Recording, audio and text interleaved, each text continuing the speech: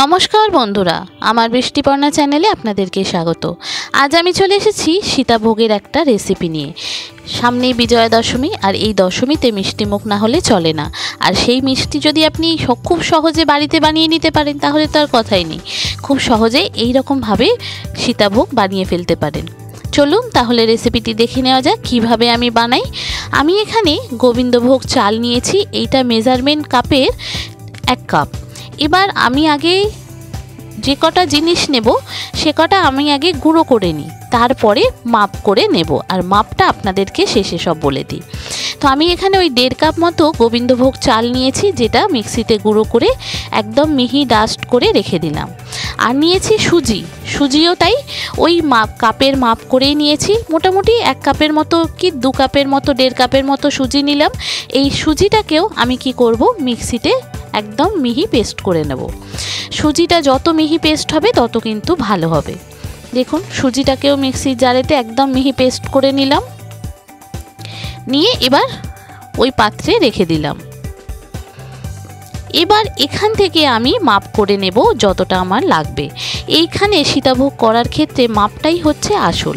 আমি দেখুন মেজারমেন্ট কাপের 1 কাপ নিয়েছি গোবিন্দভোগ চালের গুঁড়ো, 1 কাপ নিয়েছি সুজি, প্রত্যেকটাই আমি 1 কাপ করে নিলাম।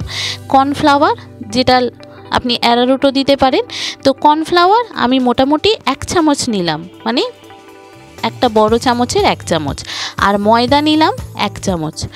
মানে 1 কাপ মাপের যদি করেন, 1 কাপ গোবিন্দভোগ চাল, 1 কাপ সুজি, 1 চামচ কর্নফ্লাওয়ার আর 1 চামচ ময়দা। অল্প অল্প জল দিয়ে এটাকে একটা টাইট মন্ড করে নিতে হবে। একবারে জলটা দিয়ে দেবেন না, তাহলে কিন্তু পাতলা হয়ে যেতে পারে। ব্যাস, এবার এইটুকু যে আপনার মন্ডটা দেখছেন, এই মন্ডটায় অনেকগুলো হবে, যেটা বুঝতেও পারা যাবে না, মানে অনেকটা হবে। তো এটাকে আমি চাপা দিয়ে মিনিট 10-15 মতো রেখে দেব। দিয়ে তারপরে আবার এটাকে আমি একটু ডলে ডলে মেখে নেব। যদি চান অল্প জল দিয়ে এটা মাখতে পারেন, খুব বেশি শক্ত হবে না, আবার খুব বেশি পাতলা হবে না। এমন মাখতে হবে যাতে যখন আপনি এটা ভাজবেন, যাতে অনায়াসেই যে গ্রেটার দিয়ে আমি এটা তৈরি করব সেটা দিয়ে যেন অনায়াসেই বেরিয়ে আসতে পারে। তো এই হচ্ছে মাখাটা। আর এবার কড়াইতে আমি বেশ কিছুটা ডুবো তেল দেব। যতটা তেল হবে ততটা কিন্তু ভাজতে ভালো হবে। এবার একটু বেশি করে তেল দিয়ে দিলাম, দিয়ে ওই যে গ্রেটারটা নিলাম, সেই গ্রেটারেতে আমি এইভাবে চেপে চেপে করব। এবার আমি এখানে একটা ছাঁচা, একটা ছাঁকনি সমস্ত রেডি করে রাখলাম। ওই ভাজা হয়ে গেলে ওখান থেকে তুলে তারপরে এটা তেল ঝরাতে দিয়ে দেব। এবার দেখুন একদম একটা মন্ড নিয়ে নিলাম, নিয়ে একদম সামনের দিকে, গ্রেটারের সামনের দিকটায় রাখবো। রেখে এই রকম হাতের তালুর সাহায্যে এইভাবে এই রকম করে দিতে থাকবো। আস্তে আস্তে দিতে দিতে দেখবেন এই রকম লম্বা লম্বাভাবে পড়ে যাচ্ছে। এটা হচ্ছে আমাদের ঘরোয়া প্রসেস। যেগুলো মিষ্টির দোকানে করে তাদের সব কাঠের বড় বড় ছাঁচ করা আছে, সেটা দিয়েই লম্বা লম্বা একদম সেই সরু সরু সুতোর মতো বেরিয়ে যায়। কিন্তু আমাদের সাধারণ বাড়িতে সেসব তো ছাঁচ থাকে না। আমাদের এই গ্রেটারের সাহায্যেই যদি করে নেওয়া হয় খুব সুন্দর কিন্তু হবে। এবার এগুলোকে খুব বেশি লাল কিন্তু করব না, একটু সাদা সাদা থাকবে। খুব ভালো করে ভেজে এরকম করে সব কটা আমি তুলে নেব। নিয়ে এটা ওই বালতির মধ্যে রেখে দেব যাতে তেলটা ঝরে যায়। দেখুন এই প্রসিডিওরটা সব থেকে সোজা। আর বাড়িতে যদি করতে ইচ্ছা হয়, এই রকম গ্রেটার সকলের বাড়িতেই একটা না একটা থাকে। আদা ছেঁচার জন্য, রসুন ছেঁচার জন্য, চা করেন, আদা ছেঁচতে লাগে। তো এই রকম গ্রেটারটা খুব ভালো। এইভাবে আমি সব কটা করে নিয়েছিলাম। আর অনেকগুলো দেখলেন তো, 1 কাপ ময়দা, 1 কাপ সুজি, 1 কাপ গোবিন্দভোগ চাল, 1 কাপ সুজি, কর্নফ্লাওয়ার আর ময়দা দিয়ে আমার কতটা হচ্ছে আপনাদেরকে দেখাই। দেখুন খুব বেশি লাল করে কিন্তু এগুলো ভাজবো না। আবারও বলছি, সীতাভোগ যেহেতু সাদা সাদা হয়, খুব বেশি লাল করে ভাজলে কিন্তু দেখতে ভালো লাগবে না। এবার এই রকমভাবে আমি সব কটা ভেজে নিলাম। আপনি আওয়াজটা শুনুন, কত কড়মড় করছে, কত শক্ত হয়েছে, আর একদম মুচমুচে করছে।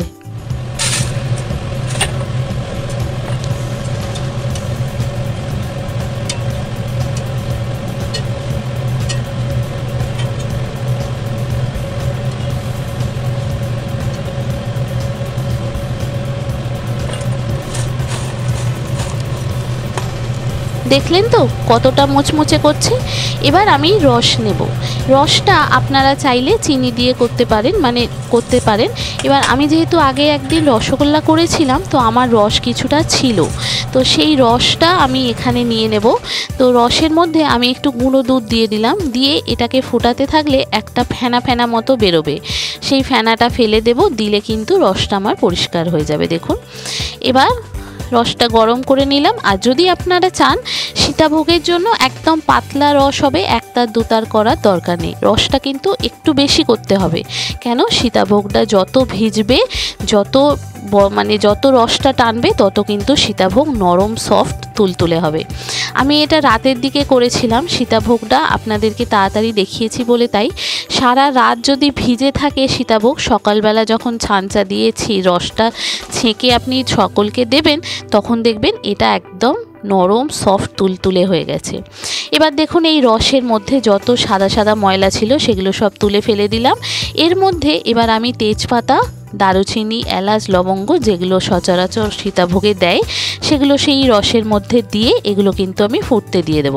এটা ফুটে গেলে তারপরে আমি যে ভেজে রাখলাম সীতাভোগের সেগুলো দিয়ে দেব, দিয়ে এটা চাপা দেওয়া থাক। এটা ফুলে কিন্তু যতটা রস দেখছেন এটা একদম গাঢ় হয়ে যাবে। আর এখানে আমার বাড়িতে একটু মেয়ের দুধ যে আসে সেটা ছিল, সেটা থেকে অল্প একটু ছানা ছিল, তো সেটাকেই আমি এই রকম একটা টিস্যু পেপার দিয়ে রসটাকে জলটাকে চিপে নিচ্ছি। এবার এটা দিয়েই আমি নিখুঁতি তৈরি করব। নিখুঁতি করার জন্য খুব বেশি ছানার দরকার পড়ে না, অল্প একটু ছানা হলেই হবে। আর এই থেকে যতটা জল আমি বের করে নেব, ততটা কিন্তু আমার কষ্টটা কম হবে, ছানাটা মাখতে কষ্ট কম হবে। যত শুকনো ছানা হবে তত কিন্তু মাখতে ভালো হবে। এবার এটা হাতের তালুর সাহায্যে আমি এরকম মাখবো। তার আগে আমি এক চিমটে হাফ চামচ ময়দা দিয়ে এর মধ্যে দিয়ে দিলাম, দিয়ে এরকম হাতের তালু দিয়ে এটা এরকমভাবে মেখে নেব। আর দেব এক চিমটে মতো খাবার সোডা দিয়ে এই রকম নিখুঁতির মতো ছোট ছোট করে সবকটা তৈরি করে নেব। নিয়ে তারপরে এটাকে গরম তেলের মধ্যে ভেজে ফেলবো। বন্ধুরা, রেসিপিটি যদি ভালো লাগে তাহলে আমার চ্যানেল বৃষ্টিপর্ণাকে অবশ্যই সাবস্ক্রাইব ও ফলো করে দেবেন, আর পাশে থাকার বেল আইকনটি অন করে দেবেন। তাহলে ভিডিও আপলোডের সাথে সাথে আপনাদের কাছে নোটিফিকেশান চলে যাবে ভিডিও আপলোডের। কেমন হলো রেসিপিটি পুরোটা দেখে জানাবেন, ভালো লাগলে একটা লাইক ও শেয়ার করে দেবেন। এবার সীতাভোগ যে ভেজেছিলাম, যে তেলটি পড়ে আছে সেই তেলের মধ্যে আমি কি করব, নিখুঁতিগুলোকে ভেজে নেব।